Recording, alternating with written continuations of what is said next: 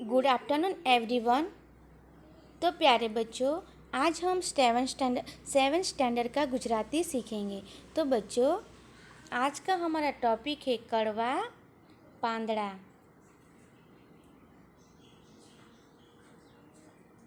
तो बच्चों, ये कड़वे पत्ते के बारे में आज हम जानेंगे। कड़वे पत्ते क्या है, उनकी कहानी क्या है, वो हमारे जीवन में क्या उद्देश्य लाती है, हमें क्या नया सिखाती है, उनके बारे में आज हम जानेंगे। तो बच्चों, आप लोग चित्र देख रहे हो। चित्र में है ये राजकुमार जो राजा का बेटा है, उसके हाथ में पत्ते हैं।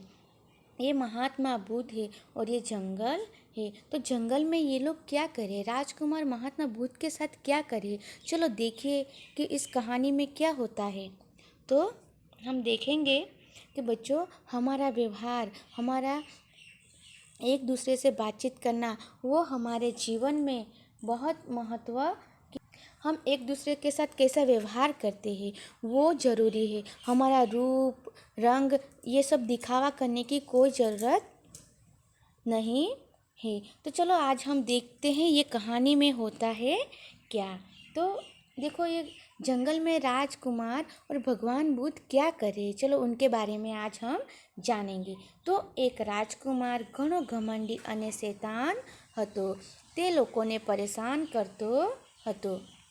बच्चों, एक राजकुमार था, वो बहुत घमंडी, बहुत शैतान और बहुत दुष्ट था।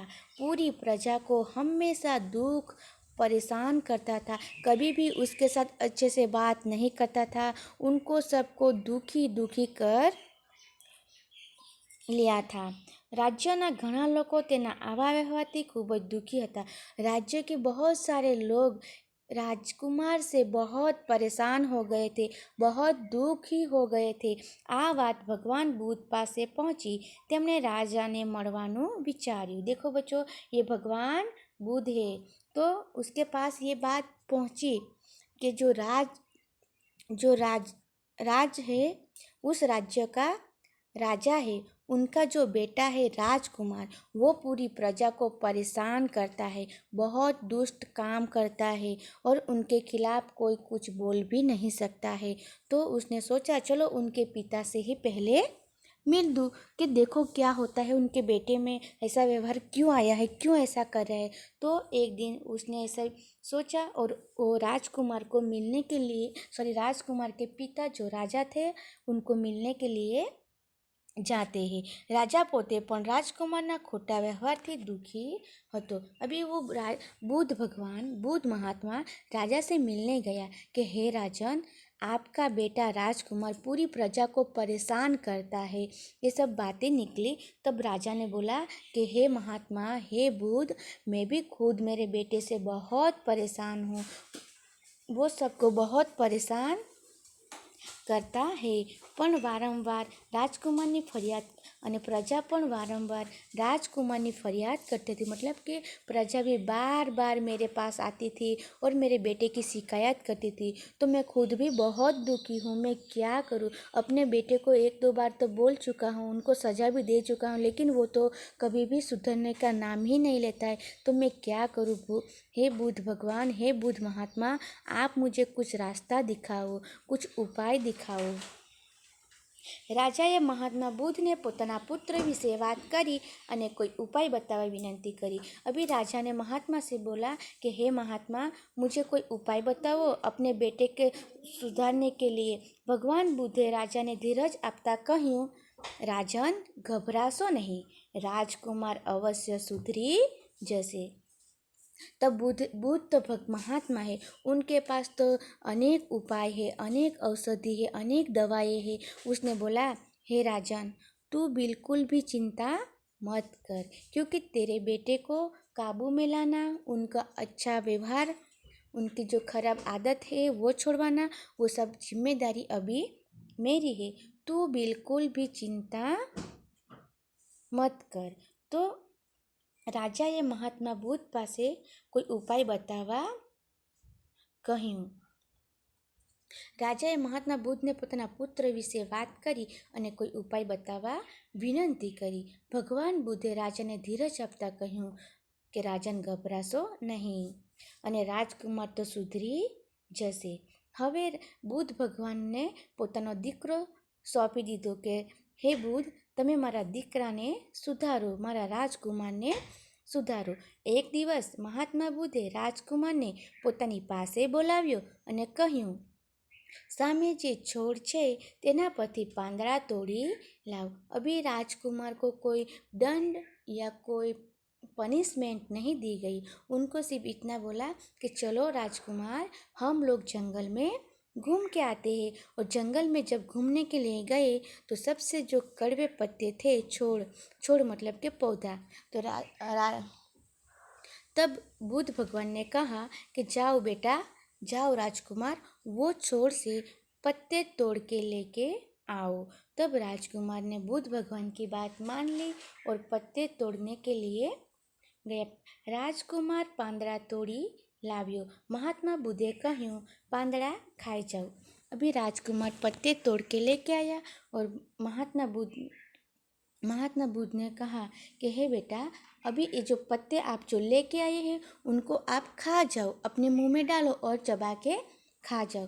तो राजकुमार को लगा कि चलो ना, बुद्ध भगवान महात्मा ने कहा है तो खा लेता हूँ. तो वो पत्ते उसने मुंह में डाले.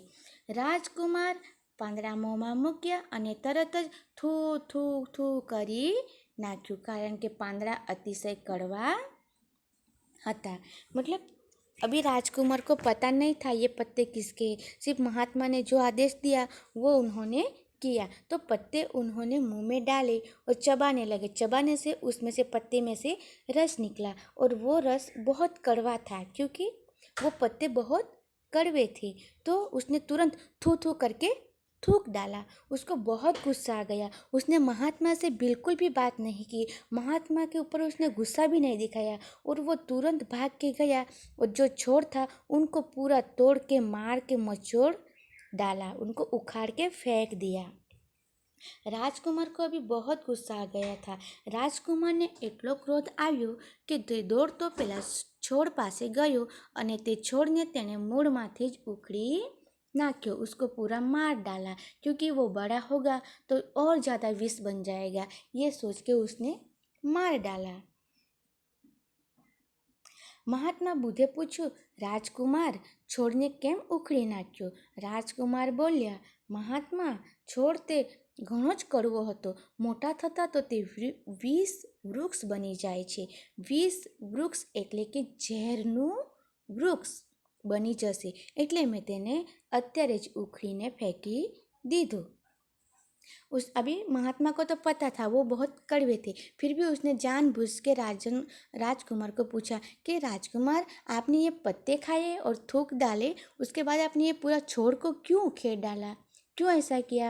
तब राजकुमार ने बोला कि हे महात्मा, हे बुद्ध, ये बहुत कड़वे थे. जब ये छोड़ जब बड़ा हो जाएगा तो एक विष बन जाएगा. विष मतलब कि जहर बन जाएगा, तो सबको नुकसान होगा. इसीलिए उसको मैंने आज ही उखेड़ डाला, आज ही मार डाला. महात्मा बुद्ध धीमे થી हंसे અને बोला, जैसे कि उसने स्माइल किया. महात्मा बुद्ध ने ऐसे मुँह पे स्माइल की और बोले, धीमे से हंसिया, मतलब कि धीरे से स्माइल हुई और हंसी आई और बोल्या, રાજકુમાર, લોકો સાથે તમે પણ કડવો વ્યવહાર કરો છો. જો તેઓ પણ તમારા ખોટા વ્યવહારથી નારાજ થઈને આમ જ કરશે તો? अभी महात्मा ने राजकुमार को क्वेश्चन किया कि आप भी तो वैसे ही हो, आप तो पूरी प्रजा के साथ पूरा कड़वा व्यवहार करते हैं. जब आपके साथ ऐसा कोई करेगा, व्यवहार नाराज होकर, तो उसने उसको प्रश्न पूछा, जे व्यवहार તમે छोड़ साथे करियो तेवो व्यवहार तुम्हारी साथे करसे तो? मतलब कि जैसे आपने ये पत्ते कड़वे थे, इसलिए आपने छोड़ को उखेड़ के फेंक दिया. तो अभी प्रजा या लोग आपके साथ ऐसा व्यवहार करेंगे तो तुम क्या करोगे? क्योंकि तुम्हारा व्यवहार भी वैसा ही है. राजकुमार ने पोतानी भूल समझाई गई. अभी राजकुमार शर्मिंदा हो गया. उसको खुद की भूल समझ में आ गई.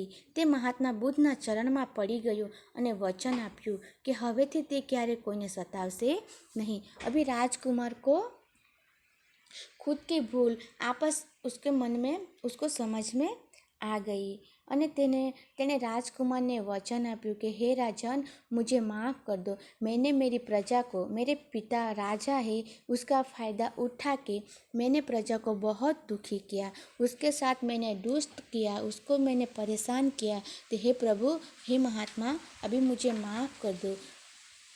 અને હું હવે વચન આપું છું કે હું ક્યારેક પણ પ્રજાને दुखी नहीं करीश, प्रजाने सतावीश नहीं। सतावसे का मीनिंग है कभी भी उनको दुखी नहीं करीश। सतावीश नहीं એટલે કે ક્યારેક પણ હું એમને દુખી નહીં કરીશ। બાળકો, સન્માન મેળવવા માટે આપણે પણ બીજાને સન્માન આપવું જોઈએ। કોઈની સાથે ખરાબ વ્યવહાર કરાય નહીં। તો हे बच्चों, अभी आप लोगों को पता चला होगा कि सम्मान मेरा मतलब कि हमें खुद को मान सम्मान चाहिए ना, तो वो मान सम्मान हमारे लिए हमें दूसरों को भी सम्मान करना चाहिए, तभी हमें सम्मान मिलेगा। कभी भी किसी के साथ खराब व्यवहार करना नहीं चाहिए, बड़ों का आदर करना चाहिए। अब हमारे से छोटे भाई बहन को प्यार देना चाहिए और मम्मी पापा की आज्ञा का पालन करना चाहिए, तभी हमें घर में मान सम्मान मिलेगा। स्कूल में भी हमें टीचर की रिस्पेक्ट करनी चाहिए, बाकी मित्रों फ्रेंड्स के साथ हमें अच्छे से व्यवहार करना चाहिए, तभी हमें अच्छे से मान सम्मान मिलेगा। तो बच्चों, ये कहानी में से हम लोगों को ये सीख मिलती है कि हमें भी हम बुरे व्यवहार करेंगे तो हमारे साथ भी बुरा होगा, हम अच्छे से व्यवहार करेंगे तो हमारे साथ भी अच्छे से व्यवहार होगा। तो हमें जीवन में कभी भी घमंड, शैतान, क्रोध, लोभ, लालच ये सब नहीं रखना चाहिए। ये सब तो हमारे में भरपूर है, लेकिन उसको कंट्रोल करने की जिम्मेदारी भी हमारी है। तो हमारे मन से ये सब हटाना है, ये हमें अपने मन पे काबू लाना है। हमारे साथ कोई अच्छे से व्यवहार ना करे तो भी हमें उसको पलट के जवाब नहीं देना है, क्योंकि जब समय आएगा तब उनको भी खुद को शर्मिंदा महसूस होगी।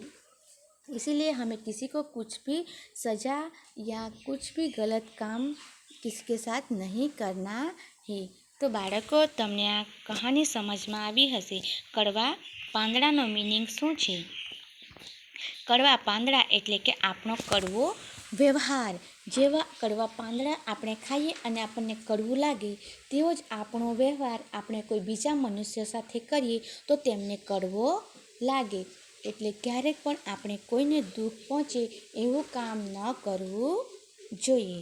તો આ બુદ્ધ ભગવાને રાજાના દીકરાને કોઈ પનિશમેન્ટ નથી આપી, પણ એક જ ઉપાયમાં એમને સુધારી દીધો અને રાજકુમારને પણ પોતાની ભૂલ સમજાઈ ગઈ। તો બાળકો, તમને આ કહાની સમજમાં આવી ગઈ હશે અને આ કહાની પરથી તમને શું શીખ મળી એ તમારે યાદ કરવાનું છે કે આ કહાનીમાંથી શું શીખ મળી તે તમારે લખવાનું છે કે કડવા પાંદડાની કહાનીમાંથી મને આ શીખ મળી કે આપણે કોઈ બીજા સાથે ખરાબ વ્યવહાર ન કરવો જોઈએ। આપણે કોઈની સાથે ખરાબ વ્યવહાર કરીશું તો સામેવાળા પણ આપણી સાથે ખરાબ વ્યવહાર કરશે અને આપણને જીવનમાં ક્યારેક પણ માન સન્માન અને ખુશી મળશે નહીં, કારણ કે આપણી સાથે બધા સરખી રીતે વાત પણ નહીં કરે અને આપણું માન અને સન્માન પણ આપણું કોઈ નથી કરતું। એટલે આપણે ખુદ પણ દુઃખી થશું અને सामनेवाला પણ આપણે દુઃખી કરીશું। इसीलिए बच्चों, ये कहानी से हमें ये सीख मिलती है कि हमें सबके साथ अच्छे से व्यवहार करना है। किसी को दुख हो, किसी का तकलीफ़ हो, ऐसी बातें हमें नहीं करनी है। सबको हमें जैसा बन सके, जितना बन सके इतना हमें अच्छे रहने का प्रयत्न करना है, तभी सामने वाला हमारी तारीफ़ करेगा और सामने वाला के मुंह पे स्माइल आएगी तो हम भी हैप्पी रहेंगे। तो बच्चों, ये कहानी से हम लोगों को ये सीख मिलती है। तो ये कहानी आप लोगों को समझ में आई होगी, तो आप लोग एक बार उनको रीडिंग करो और उनके जो क्वेश्चन आंसर है वो करो। घमंडी मतलब अभिमानी, आवश्यक मतलब कि जरूरी, विष मतलब कि ઝેર, સતાવવું એટલે હેરાન કરવું, અતિશય એટલે ઘણે વધારે, અને નારાજ એટલે ના ખુશ, કે આપણે કોઈને પણ ના ખુશ ન કરવું જોઈએ. અને સન્માન એટલે માન, આદર. આપણે બીજાને સન્માન આપીએ તો બીજા આપણને સન્માન આપે. તો બાળકો, તમને આ કહાની ગમી હશે એવી હું આશા રાખું છું. Okay, thank you.